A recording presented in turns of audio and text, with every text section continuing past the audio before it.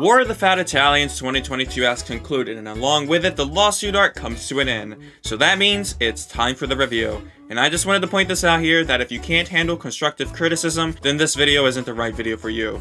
Because this arc, let's just get into it. Make sure to like and subscribe, enjoy the video. Throughout this past year, I've developed this channel from absolute zero, and it has been extremely fun. I've dissected the lore piece by piece and wrote several reviews on the series as a whole for what I believe can be improved upon. But yet, here we are at the lawsuit arc, and well, I gotta say, I'm not upset or mad, but I just feel kinda disappointed and underwhelmed by this arc. The reason I make these videos is because I love this series to death, and I hate to see it fall out over time, and so I have to be harsh on some criticisms, and this arc just screams that the series needs revitalizing, and I hope this video can share a better light as to why. Let's start off with what this arc did right. This arc was the first arc in a very long time to return to an arc format similar to the Waluigi arc, and I love that. It takes an episodic episode idea and turns it into an arc, just like the Waluigi arc did. That way, the transition into the arc felt way more natural than most arcs these days, as not only was there minimal episodes in between so the story flows more naturally, but also using an episode idea as a base for this arc. And not to mention, I love the concept here. SMG4 getting sued by Nintendo, it's perfect for an average episodic episode,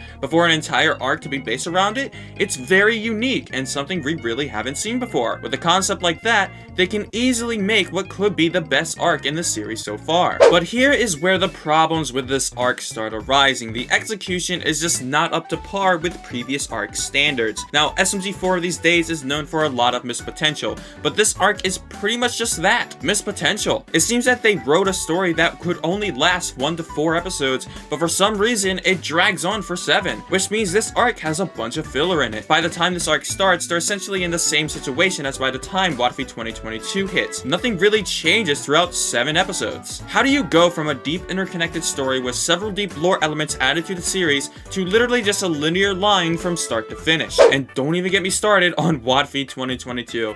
I recommend checking my previous video, as in that video I explain exactly why arc Wotfis are bad, but let's go ahead and talk about what's inside Wotfi 2022. In the previous video, I predicted that the video would start in court. Wotfi challenges begin, a rap battle starts, and Lawyer Kong is defeated. And I was right. Which further proves my point that arc Wotfis are just bad due to their predictability and how they ruin arc. But to me, I don't necessarily think that this arc was really trying to go for a well-written story. It feels like the only reason this arc existed was to give these copyrighted characters redesigns. Now, why would they make an arc just for that?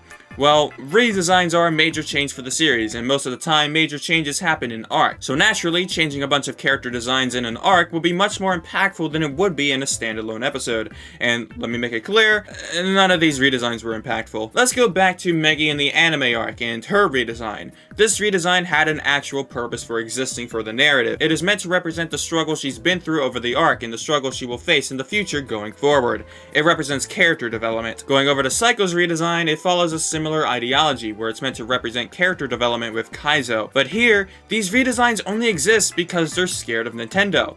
Now, that does make sense, and I can understand why you would want to redesign these characters if you're afraid of the company. But as of right now, as far as we know, the real Nintendo isn't after them. Which means if they really wanted to redesign these characters out of fear, and they aren't actually in legal trouble with Nintendo, then they could have taken this redesign process much slower than just making an arc that feels like the only purpose was to give these characters redesigns. Because now, the redesigns for these characters don't have significant meaning to their characters and how they progressed over the years. For example, if you really wanted to redesign SMG4 and 3, then you could have done that in the Genesis or Revelations arc. You know, when these characters were receiving tons of development, it would have been a perfect time. And for Bob and Boopkins, you could have implemented their redesigns in Kaizo's story and also fleshed out that arc more so those redesigns would make sense. Kaizo's story had such a great setup at the beginning, and for some reason it felt like they rushed through everything at the end. This would have been a perfect arc, as it's something new and unique, and could have connected Bob and Boopkins together and give them a redesign. But instead, that story was rushed, and it felt like the only reason it was rushed was to make way for the lawsuit arc,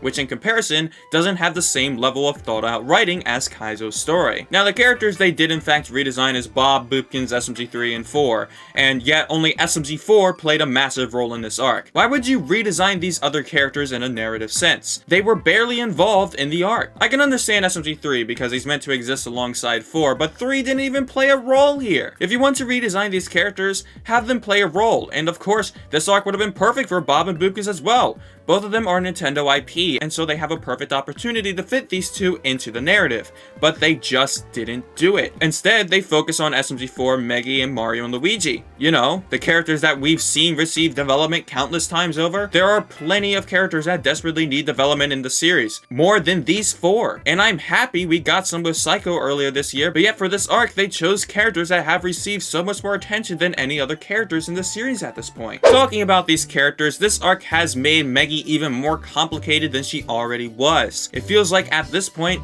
Glitch doesn't really know what to do with her. Now, that's not to say they don't love the character, but after her Splatfest win, she completely changes what her goals are every few months. Sunset Paradise was the perfect opportunity to get Meggy back on track, and the writers decided to make her a sports trainer. And I really loved what they were doing with her here, as they tied her into as more of a background plot as the main plot was going on. But then, when Revelations finished, she never continued pursuing her dreams of being a sports trainer. Seriously, we haven't seen any updates regarding her education at the college. They didn't even bother placing a one-off episode anywhere to continue that character development. So now, her character is being rewritten again. Now she wants to be a lawyer, which by the way, I love the concept, and I've been wishing for eternity that the series will return to the fact that she has a lawyer degree, but this is not how you execute something like this. To just completely forget that she's a sports trainer and give her something entirely different, well, that just makes Sunset Paradise feel pointless. Now, here's the part where I am extremely disappointed in, the contradictions. This arc has contradicted a lot of established lore that was in cosmology, most notably how SMG4, the character, works. I liked at the beginning where Lawyer Kong flashes back to SMG4 origins as it made the story feel more connected together, but then near the end of the arc, for some reason, they link Luke and SMG4 together as if they're the same person by implication. As in contrast, in cosmology, that was not at all the case. They're meant to be separate characters in the series, but now according to the arc, they aren't. In fact, in the rap battle, SMG4 clearly states that he was just a little kid when he created his channel. This is not at all what happened in cosmology. He didn't have a childhood. To the point where I had to make a lousy connection to my previous Guardian theory to tie up what otherwise would be an inconsistency. And I hated doing that. Glitch Productions wanted to make really deep lore for the series, but for some reason, every other arc contradicts that established lore. And if arcs continue doing this, the lore is going to get even more and more screwed up as time goes on. This arc takes so many previous concepts and twists them together to create a mess. We've seen all of this stuff before, and so it's very hard to get emotionally attached here. The characters all falling down after the DMCA was signed feels exactly what happened in the YouTube arc, and so we knew for a fact these characters would be returning, and of course, we knew they wouldn't just kill off every character. We knew they would return by next episode. It's impossible to make me feel sad here. These moments aren't impactful because we've seen it all before, and Lawyer Kong as the main antagonist of this arc just isn't that good as in comparison to previous antagonists such as SMG3 or even Zero, because he literally speaks using the DK rap, which sounds very not good. I'm sorry, but I cannot take a villain like this seriously when the DK rap has been memed to death, and not to mention his voice is really hard to understand at times. Of course, you could just read the text, but his voice is so drastically annoying. It was good for the Wotfi rap though. I'll give it that. Overall, to me, this arc feels extremely rushed and not very well thought out. Kaizo's story also felt like it was meant to be an arc, as that story had so much setup and slowly progressing character development. But then, everything was rushed towards the end via the meme games, and everything they set up at the beginning became non-existent. Perhaps something changed internally and they, for whatever reason, didn't want Kaizo's story to become an arc, so they rushed through it. So as a result, perhaps the Lawsuit arc didn't have time to fully flesh out either. Trust me, I wanted to like this arc really bad.